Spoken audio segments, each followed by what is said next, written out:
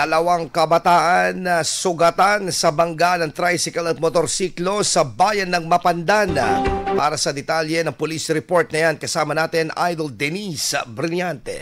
104.7 IFM Report.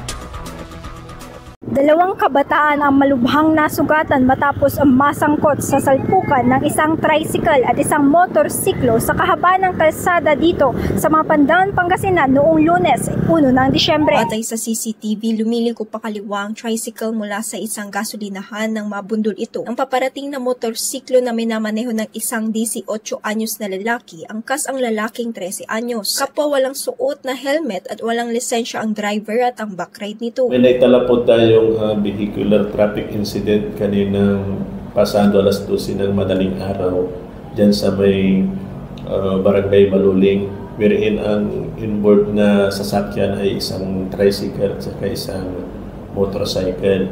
Doon sa CCTV na nakuha ng investigator natin, nakapunta na sa kabilang linya yung tricycle at pilit iniiwasan ng motorcycle, kaya nahit pa rin na yung tricycle dahil sa bilis ng takbo ng motorcycle. Dahil sa lakas ng banggaan, nagtamo ng pinsala sa katawan ang dalawang nakasakay sa motorsiklo at agad na isinugod sa ospital. Hindi naman nasaktan ang driver ng tricycle. Ayon sa pulisya, ilang kabataan na sa Mapandan ang nasasangkot sa aksidente sa kalsada. Bunsod nito, muling ipinaalala ng mga otoridad ang pagbabawal sa pagmamaneho ng walang helmet, walang reflectorized vest at lalo na sa ilalim ng impluwensya ng alak. Sa report natin, yan ang isang pinagtutuunan namin ng pansin kasi medyo dumarami yung vehicular traffic incident natin wherein ang na-involved is motorcycle and tricycle.